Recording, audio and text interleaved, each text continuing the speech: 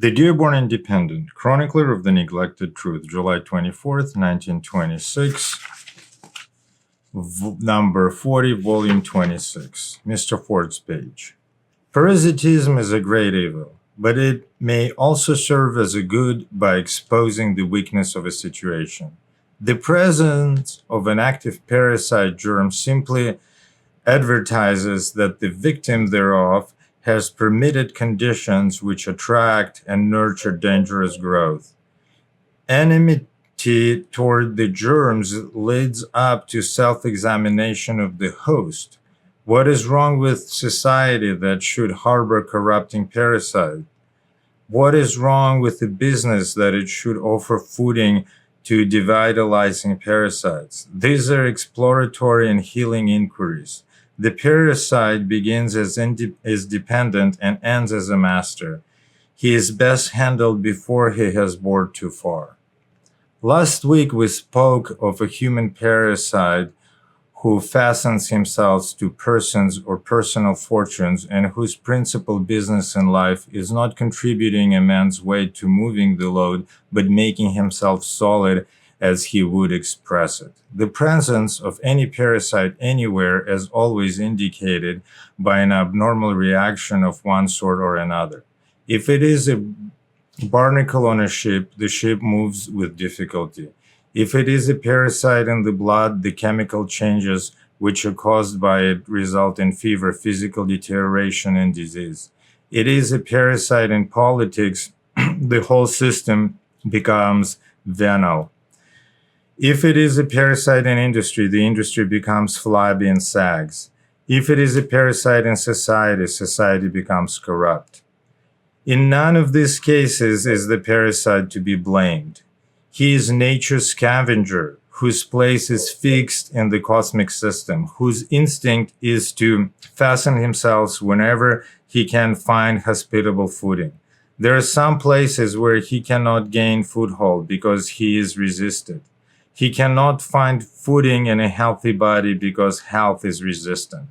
Disease germs of all sorts parade back and forth in the bodies of all, but they can settle down, grow only in bodies that are weak-handed.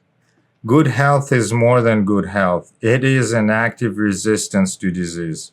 A healthy industry will naturally and automatically cast out the parasite. If he gets a hold, it indicates that the temperature of the industry is below normal, its blood pressure weak, and so in society and everywhere, a good condition offers no footing for a parasite. Last week, we spoke of the effect which the parasite exercises upon the sense of responsibility. He weakens that sense. His influence saps it. But we need not conclude therefore that he does this consciously and intentionally. There is nothing intentionally malicious about the thyroid fever germ. He is perfectly harmless until he gets where he can do harm. Bulls have their place, but it is not in china shops.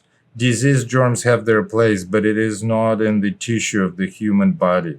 The human parasite may be unconscious of what he is. Again, he may be shrewdly, intentionally, consciously, and ruthlessly malicious, the director of a far-planned scheme of self-exaltation at the expense of anybody or anything.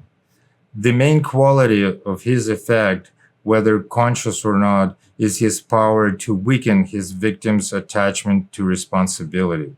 It is probable that more old American families have gone the round of ineffectual existence by means of the frivolous emphasis than by any other means. The younger generation, which should have taken up responsibility and administered it to the benefit of the country, were headed off young. The devotees of the frivolous life caught them young. They did not become criminal or degenerate, just useless. And as a result, we see low-type exploiters directing all American houses and using all American names and a reputation to conceal business practices which are an antithesis of American. And it is all began by slowly introducing the lighter side to the neglect of the responsible side of life. In our day, When the lighter side makes it appeal under so many guises: health, art, society, sport, and even science, the wise young businessman is on his guard. The history of the parasite may be summed up in a sentence: he begins as dependent and ends as a master. This is true of parasitism in all its forms. The germ which begins as a guest in the body may end as a master of it. In the story of the kings, the parasites who pandered to their master's lighter moods soon found themselves masters of his serious moods. In conspiracy against society, the people are first weakened by extravagance and frivolity of living. Then the very class that turned them into a light-headed, irresponsible generation turns on them and masters them. It can be done. It has been done. Dependence on anyone is subtle form of flattery.